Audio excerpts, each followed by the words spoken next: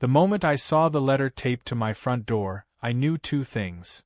1. Karen was at it again, and 2. This time, I wasn't going down without a fight. The HOA had already made my life a bureaucratic nightmare. Last year, they fined me because my mailbox was an inch too tall.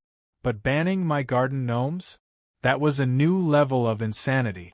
I ripped the envelope open right there on my porch, my coffee cooling in my other hand, and read the ridiculous words printed in sterile, legalese font. The gnomes, according to Karen Delacroix, were a visual disruption that detracted from the overall aesthetic cohesion of the community. Translation? She hated them, and because she was the self-appointed queen of our neighborhood, she thought she could erase anything that didn't fit her bland, soulless vision of suburban perfection. I glanced at my front yard, where my little ceramic warriors stood proudly, one fishing, another reading a book, a few of them in mid-dance, frozen forever in mischievous glee. They weren't hurting anyone. They weren't neon-colored monstrosities or grotesque statues of naked people. They were just gnomes. But that didn't matter to Karen. Nothing ever did unless it was in her favor. The thing about Karen was, she didn't just enforce rules, she weaponized them. She roamed the neighborhood like some kind of medieval tax collector, hunting for infractions no one else cared about. I'd seen her confront old Mrs. Jenkins about her sunflowers being too tall and argue with the Hendersons over their non-regulation bird feeder. And now, apparently, my harmless gnomes were the next victims in her ongoing quest for ultimate neighborhood control.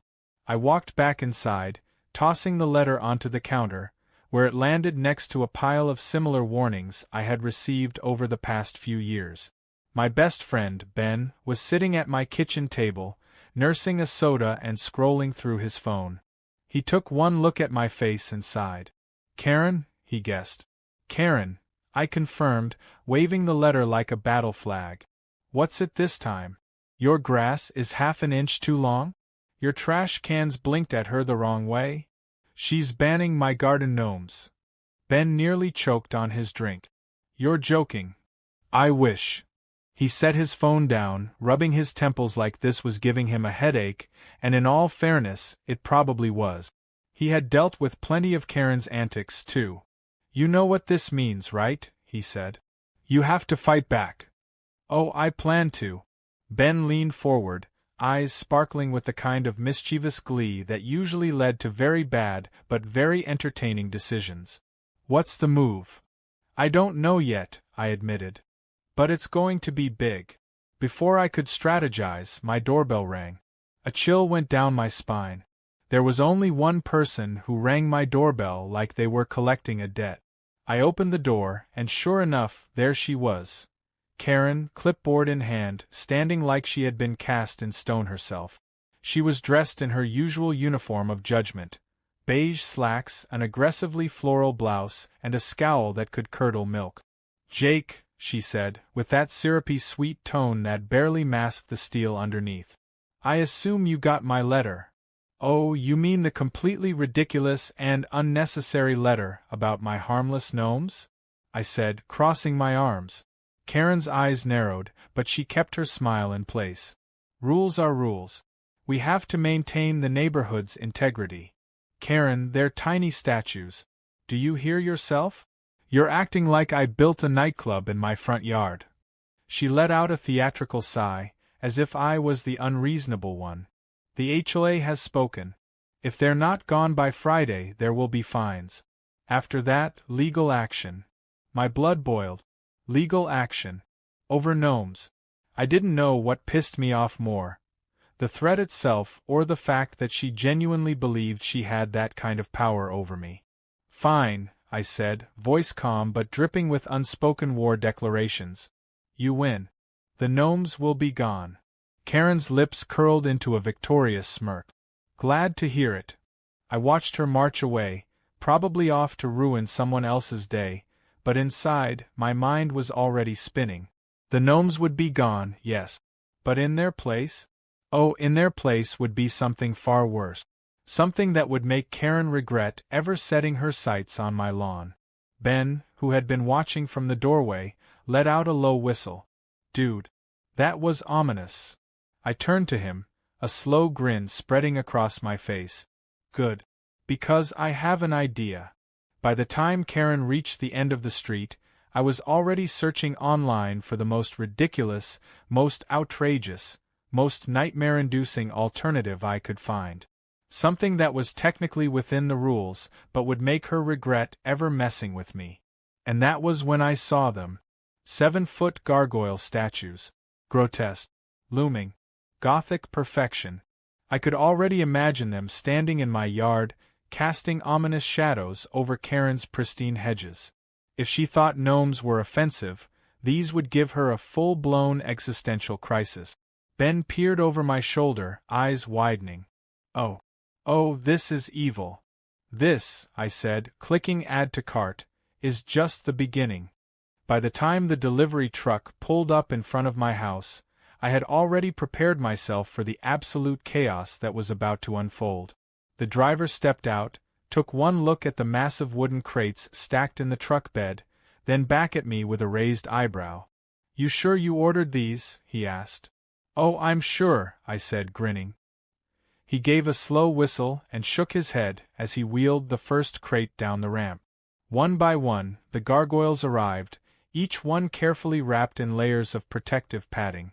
Even through the thick covering, I could tell they were massive. 7 feet of pure, ominous stone glory. Just the thought of Karen's reaction had me practically giddy. Ben showed up right as I was prying open the first crate.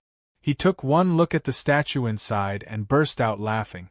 "Oh man," he said, stepping back to take in the full sight of it. "Karen is going to lose her mind." "Good," I said, running a hand over the rough, gray surface. "That's the point." It took the better part of the afternoon to get all the statues arranged in just the right positions. They stood in a perfect line along the edge of my lawn, towering over the sidewalk like a silent, menacing army. Each one was carved in exquisite, terrifying detail, sharp claws, wide wings, snarling mouths frozen in mid-roar. They were, in every possible way, the complete opposite of the tiny, harmless gnomes Karen had so viciously condemned. I stepped back to admire my work, arms crossed, heart pounding with satisfaction. Ben let out a low whistle. "You think she's seen them yet?" I glanced toward Karen's house. The curtains in her front window twitched. "Oh, she's seen them." The neighborhood's reaction was immediate and exactly as I had hoped. People stopped in their tracks while walking their dogs.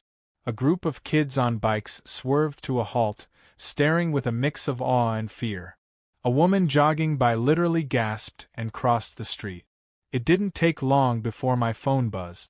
A message from the HOA's group chat. The first was from Karen, of course. "At Jake Thompson, remove those immediately. This is unacceptable." I stared at my phone, debating my response. I decided to keep it simple. No rule against them. Almost immediately, the chat exploded. Some of the neighbors found it hilarious, others were horrified, and a few brave souls even expressed admiration for my commitment to pushing back against the HOA's absurdity. Karen, however, was not amused. Not even 10 minutes later, she was storming across my lawn, clipboard in hand, fury radiating off her like an overheating engine. "Jake," she barked, stopping just short of the closest gargoyle. "This is harassment." I leaned against my porch railing, pretending to examine my nails. "Karen, I don't think you know what that word means." She gestured wildly at the statues. "This is an eyesore. This is intimidation. This is perfectly within the rules," I finished for her. "Show me in the HOA guidelines where it says I can't have decorative statues in my yard." Karen's mouth opened and closed, her face growing redder by the second. She flipped through her clipboard, scanning the pages as if she'd magically find some obscure bylaw that would work in her favor. But she wouldn't, because I had already checked. Her nostrils flared. "This is a disgrace to the neighborhood." "That's a matter of opinion," I said. "I think they add character." She took a deep breath, as if trying to compose herself. It didn't work. I will be calling an emergency HOA meeting to have these removed. Good luck with that, I said, unable to hide the smirk creeping onto my face. With one last glare, Karen spun on her heel and marched away, muttering under her breath. Ben shook his head, watching her go. She's gonna lose sleep over this. I hope so. For the rest of the evening, I watched as more neighbors reacted to my little rebellion. Some came by to take pictures. Others just stood at a distance, shaking their heads. My personal favorite was Old Man Peterson, who laughed so hard he had to sit down on his porch. By the next morning, Karen had made good on her threat. Flyers had been stuffed into every mailbox on the block, summoning everyone to an emergency HOA meeting at her house. I took my time getting there, making sure to show up just a few minutes late, purely to irritate her. The room was packed when I arrived. Karen stood at the front, looking smug as she tapped a stack of papers against the table. The second she saw me, she straightened. "Ah, Jake," she said, her voice dripping with fake politeness. "So glad you could join us." I gave her a lazy salute and took a seat. She cleared her throat. "We are here today to address a serious violation of our community's aesthetic standards." "Which rule was violated?" I asked, tilting my head. She shot me a look that could have melted steel. "We're proposing a new bylaw." I leaned back in my chair, stretching out my legs. "So, to be clear, I didn't actually break any rules." Karen's eye twitched. A murmur ran through the room. A few people looked uncomfortable, clearly aware of the hypocrisy at play. Others, Karen's loyal minions, nodded along, eager to back her up. Karen adjusted her blouse, regaining her composure. "It is within the HOA's rights to create new regulations when necessary to preserve the integrity of the neighborhood. Which really just means whenever you don't like something," I muttered. Her jaw clenched. "A vote will be held to determine whether oversized, inappropriate lawn decorations will be banned."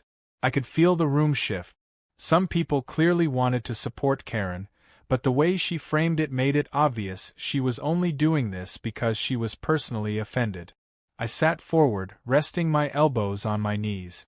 "I just think it's funny how small, harmless gnomes were a problem, but when I followed the rules, suddenly there needs to be a new law.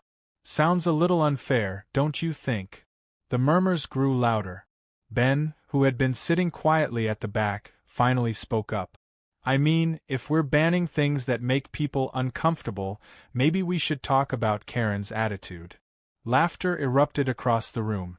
Even some of Karen's usual supporters couldn't hide their smirk. Karen's face burned crimson. "This is not a joke." I stood up, shoving my hands in my pockets. "I agree. It's not a joke. It's about control. And I don't think everyone here wants to live in a neighborhood where one person gets to decide what's acceptable for the rest of us." Silence. Then, one by one, people started nodding. Karen saw it too. She saw her control slipping through her fingers. And I saw something else. Panic. I turned toward the door. "See you around, Karen." And with that, I walked out. But I knew this wasn't over. Not yet. Because Karen wasn't the type to lose gracefully. She was going to come back at me even harder. And I was ready. I knew Karen wouldn't back down easily. The vote at the HOA meeting hadn't gone in her favor, and the look on her face when she realized she was losing control had been almost worth all the trouble. Almost. Because if there was one thing I'd learned about her, it was that she never accepted defeat. She was the type to plot, to scheme, to find a way to get what she wanted, even if it meant bending the rules until they cracked. I just didn't expect her to be so bold about it. The first sign of trouble came 2 nights later. I had just finished watching a movie when a motion alert from my security cameras popped up on my phone. My stomach tightened. I hadn't been expecting any visitors. Opening the app, I saw movement in my front yard. A dark figure crept between the gargoyles, pausing every few steps like they were trying not to be seen. I squinted at the screen, then laughed out loud when I realized who it was. Karen. Dressed in black, holding what looked like a crowbar. For a moment, I just watched in disbelief. Was she really this desperate? Was she actually trying to remove my gargoyles herself? The absurdity of it was almost impressive. She must have assumed I was asleep, thinking she could get away with her little heist without anyone noticing. What she didn't know was that I had planned for something like this. Because Karen wasn't just predictable, she was stubborn. And I had taken precautions. I grabbed my phone, switching to the speaker system attached to my front porch. Using my best deep, demonic voice, I spoke directly through the hidden speakers near the statues. "Leave this place, mortal." Karen froze. The crowbar slipped from her grip, clattering against the pavement. She spun in circles, looking around wildly. "The Guardians are watching," I said, letting my voice echo through the yard. Karen let out a strangled gasp. She took a shaky step back, then another, before turning on her heel and sprinting full speed across my lawn. She didn't stop until she reached her house, slamming the door behind her. I couldn't breathe from laughing so hard. The next morning, I expected her to march over and confront me, but instead, she went silent. Too silent. I should have known she was planning something worse, because by the afternoon, I received an official letter from the HOA. It was different from the usual ones. This one wasn't just a warning or a fine. It was an official complaint, stating that my gargoyles were a public safety hazard, and that legal action would be pursued if they weren't removed immediately. Attached was a petition with signatures from some of the neighborhood's more devoted Karen followers, all claiming that the statues were aggressive, disturbing, and disruptive to community peace. I clenched my jaw. She had failed to get me to remove them with a rule change, and now she was trying to make it a legal issue. But the problem with Karen was that she always underestimated me. She assumed I wouldn't be prepared for this, that I would cave under the pressure of legal threats. What she didn't know was that I had a lawyer. Technically, he was my cousin, but still, he knew his stuff. When I showed him the letter, he barely glanced at it before shaking his head. "She doesn't have a case," he said. "This is all nonsense. That won't stop her from trying." "No, but it does mean you can fight back." That was exactly what I did. I had a counter letter drafted, filled with legal jargon that essentially boiled down to, "You have no authority here." I sent it to the HOA board, making sure Karen got a personal copy.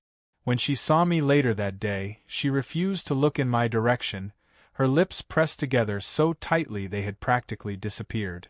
The battle wasn't over, but it was shifting. She had lost her leverage. I could feel it. And then, the final blow came.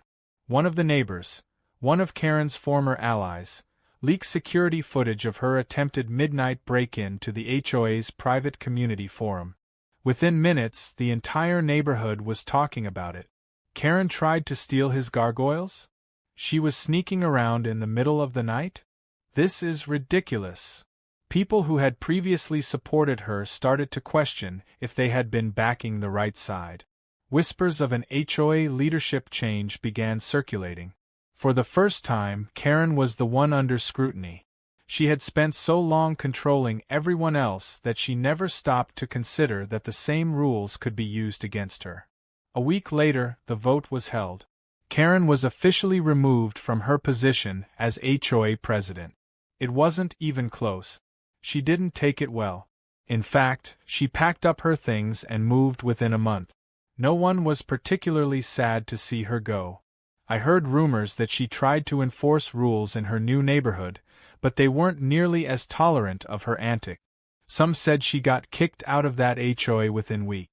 As for me, I kept the gargoyles.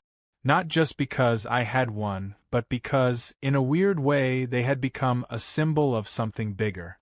A reminder that standing up to people like Karen was worth it. That ridiculous rules and unnecessary control didn't have to be accepted just because someone said so. The neighborhood changed after she left. It was still an HOA, sure, but without Karen pulling the strings, things became more relaxed. People started decorating their homes the way they wanted, planting the flowers they liked, putting up decorations without fear of ridiculous fines. One afternoon, I was sitting on my porch when Ben walked up, shaking his head as he looked at the statues. Still can't believe you kept them, he said. They grew on me, I admitted. He smirked. You know, we could add LED lights. Really complete the look. I laughed, leaning back in my chair. Let's give the new HOA president some time to breathe. Then we'll see. For now, though, I was just going to enjoy the victory.